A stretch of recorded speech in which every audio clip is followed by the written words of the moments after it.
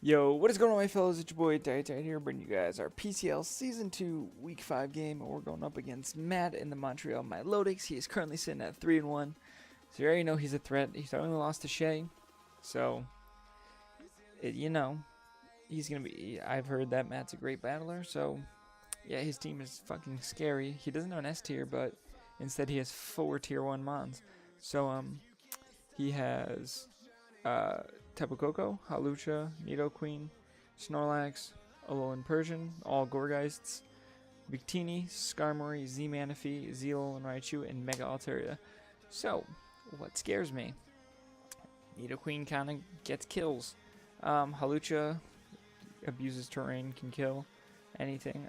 Tapu Koko is kind of scary. Mega Altaria is scary, it sets up and just kind of wins. I don't have a sure way of being Snorlax. I almost brought Scrafty, but I didn't really see him bringing Snorlax. So, yeah. So, let's go over my team. We got Daenerys, our Reshiram with leftovers with Blue Flare, Dragon Pulse, Tailwind, and Roost. Pretty much set up a Tailwind. Blow some of them back. I can take a +2 Stone Edge with this. With this bulk investment, I outspeed Coco. So, next we have Matt Damon, our Fortress with Gyro Ball, Stealth Rock, Rapid Spin, and Volt Switch. This is a very standard set. If Electric Terrain is up, Volt Switch on Hawlucha, get some electric boosted chip. And yeah. We have Mega Diancie with Moonblast, Diamond Storm, Earth Power, Nature Power. Nature Power is for the Skarmory because it kind of walls me, so if he brings it, I just get to kind of Thunderbolt it in terrain. I don't see him bringing Skarmory though because I have a Turbo Blaze Reshiram, so his Sturdy doesn't count even if he wants to get up rocks. So then I have Draji with Iron Head, Zen Headbutt, Thunderbolt, and U-Turn with Psyche MZ. I Speed Dive, Victini, and Manaphy, so I gotta run max speed. That's pretty much it. We have Raikage, our Assault Vest Raikou with Thunderbolt, Shadow Ball, Extra Sensory, and Volt Switch. This is just to outspeed his base 100s. Raikou can two-shot Nidoqueen and can live in Earth Power, so I 1v1 Nidoqueen if I don't have Chip out. Next we have Explorer, our Suicune, and Scald, Ice Beam, Roar, and Protect. This is to live a Thunderbolt from Nidoqueen, and then to make sure I live a High Jump Kick from Hawlucha. So, let us get into the game. So as you can see on your screen, he brought Nidoqueen, Hawlucha, Mega Altaria, Manaphy, Snorlax, and Tapu Koko. So, we're not looking bad, but I'm like, okay, I get a free Volt Switch. I don't have anything. If he wants to go Nidoqueen, I can 1v1 it. Other than that, yeah, I just get a free Volt Switch, and especially if he wants to set up terrain for me with Koko turn 1, which most people have led against me. If he wants to like U-turn out, Nidoqueen's Earth Power still does not kill, even if I click Volt Switch and get that play wrong. So whenever it wants to start. Okay. So as you can see,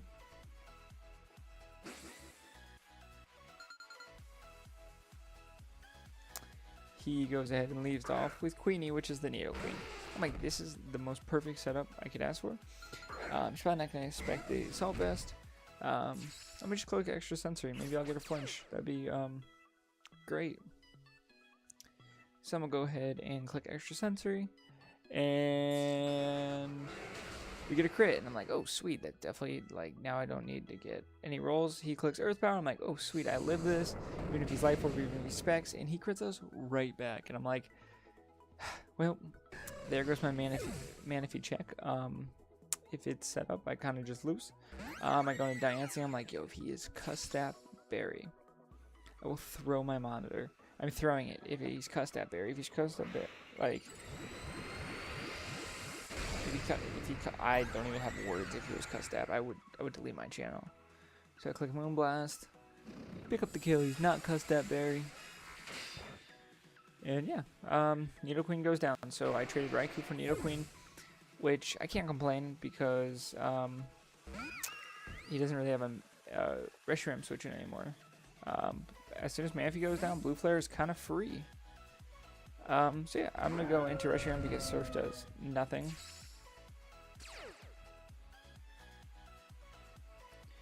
As he does in fact just go for Surf. And again, I'm a Reshiram. This is neutral. Yeah, I easily take that as like 30%. And right here, what did I go for? I think oh, he clicks Tail Glow on my Dragon Pulse. I'm like, alright, that's pretty cool. And I'm like, alright, Surf does not kill, but a Hydro Vortex does kill. I know he's not going to Tail Glow again, because if he Tail Glows in this the face of a Reshiram again, he's kind of ballsy. I go ahead and switch out and do Explorer. Like if he has Energy Ball, he kind of kills my Explorer as he just goes for regular Surf, and I'm like, oh, sweet. I could have lived, but I didn't want to risk Reshiram as it puts in so much work. He does just under half, and I'm like, oh, okay, that's kind of hype. Did I click Protect here? No, he just goes for Shadow Ball because I was like, okay, I don't want him to set up a Tail Glow. I'm gonna roar out. He clicks Shadow Ball. It does like just so much damage, but he's not an Energy Ball, so whatever. He goes into Mega Altaria. I'm like, oh, fun. And so, you know, I get my leftovers. He switches straight out into his Manaphy. And I'm like, okay. I click Protect. I get my leftovers back. I'm like, I love a Shadow Ball. Let me roar this thing out. So yeah, that's what I'm gonna do. He clicks Shadow Ball. Not sure why he Shadow Balls though, because it doesn't hit anything on my team except Jirachi, but Surf has gotta do damage. He goes into Altaria again. I'm like, okay. Okay, so last time he went into Manaphy. The worst thing he could do is click Earthquake on my Suicune, which would kind of be weird. But I'm like, alright. How real am I? I'm going to go hard Diancie on the Manaphy. It's the only thing that can outspeed it on my team. Now that Raiku's gone, he switches out first. So meaning that he is faster than Suicune, so he has some speed investment. As I go into Darkstone, and I'm like, sweet, now Moonblast kills. Hype. So now I just click my Moonblast. Moonblast is the freest of free ever right here. As Manaphy goes down, shows to Diancie, who is on the kill leader list. And so he goes into World Star, the Tapu Koko. And I'm like, okay, he's going to U-turn to Volt Switch out. I know that. I think he's going to go into Snorlax. I'm going to click Diamond Storm. He just throws off a raw Thunderbolt, and I'm like, okay, that's weird. I expected him to want to get chipped to like gauge my set going to Snorlax for free, but I guess not. So whatever, I get damage on Tapu Koko. I had Earth Power, which I should have clicked, but I just want to do more to Snorlax.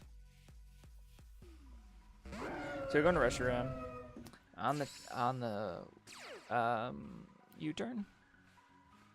No, on the T-Bolt, and I'm like, oh, okay. So last week we made the correct play with, oh, I like how the orb of truth.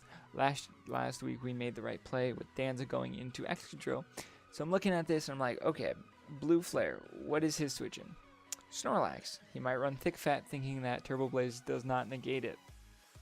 Okay, what else is his switching? His designated switching is always Altaria. He has not Mega'd yet. I'm going to click Dragon Pulse, and I'm going to try to kill that fucking Pokemon, because I do not want him to set up in my face. So I'll click Dragon Pulse as he does go for U-turn. I'm like, alright, hype. That did no damage. We're just in above 50, so I can still 1v1 this Koko.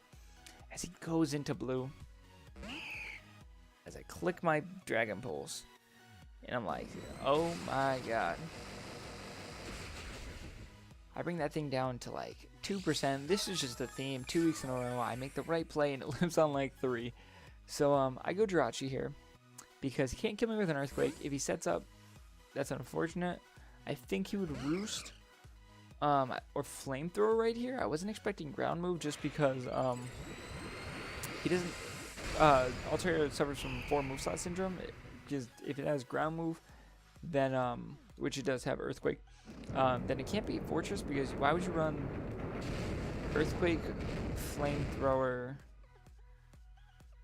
Roost, Return? But anyway, I outspeed. I go for Iron Head. Jirachi claims its kill. I'm not mad.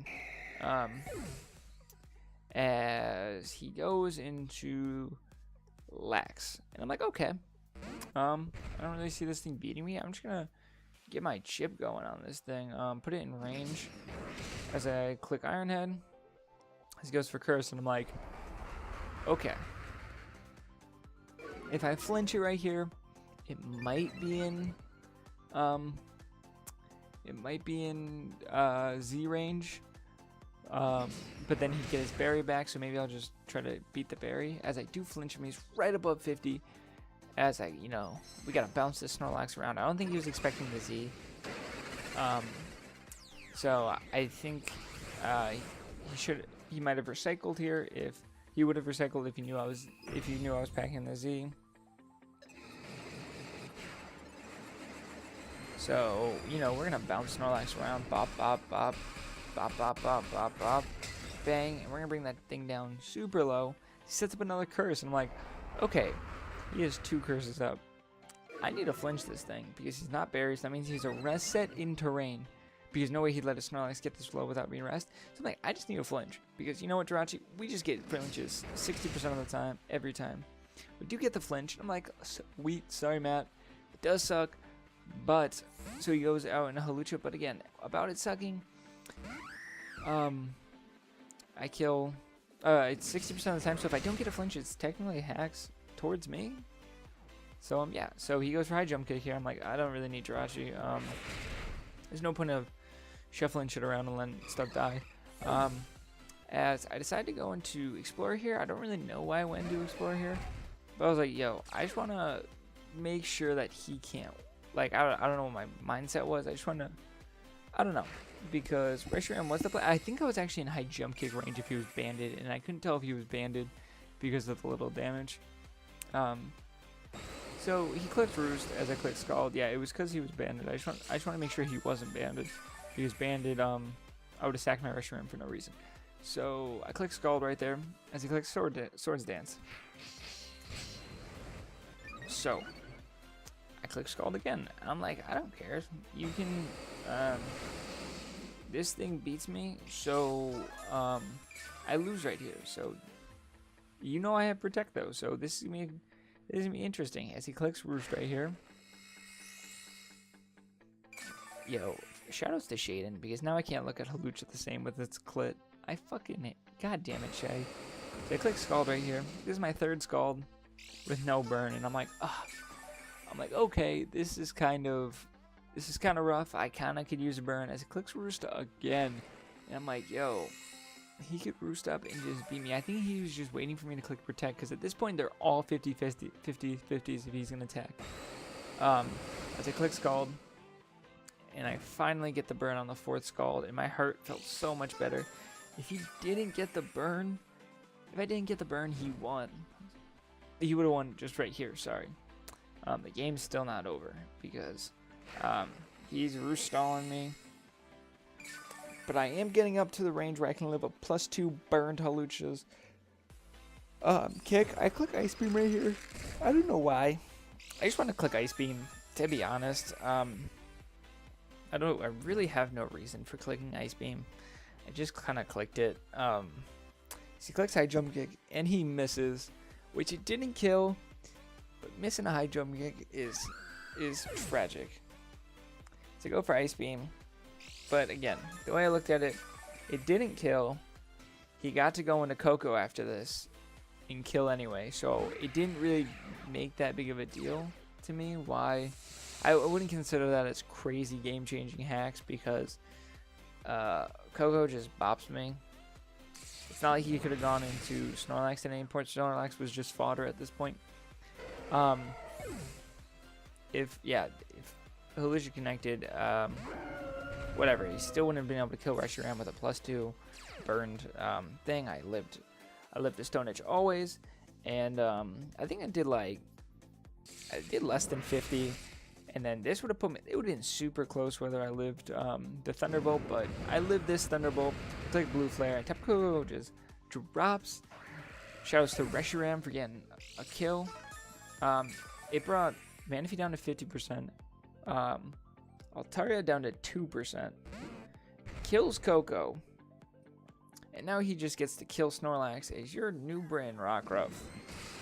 are 5-0. Holy shit.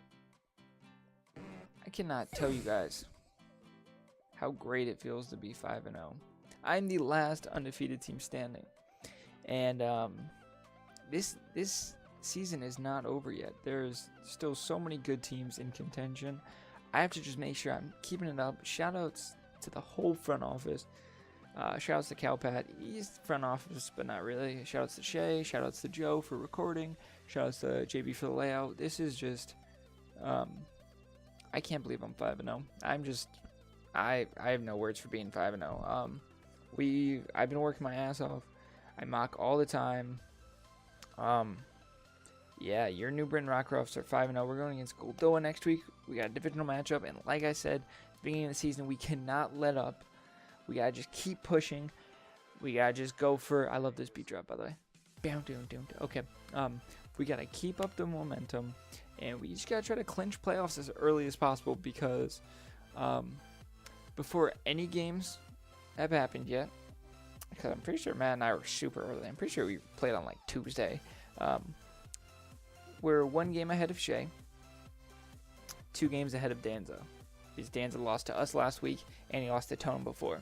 So, what this means is I have a little bit of space for wiggle room. Danza and Shay play next week. Not this week. The week I play Goldoa, and so I'm gonna have a better lead on one of them. Whether I have a 3-game lead on Danza, barring he wins this week, and if I have I'd have a 2-game lead on Shay, barring that he loses this week. But if Shay loses and Danza wins, I have a 3-game. Yeah, there's a possible way I can have a 3-game lead on Shay and a 4-game lead on Danza, and Goldoa at this time is still 0-4. So I could potentially have a 5-game lead on Goldoa going into our game next week, and then making it a 6-game lead. Again, this is all theory, man.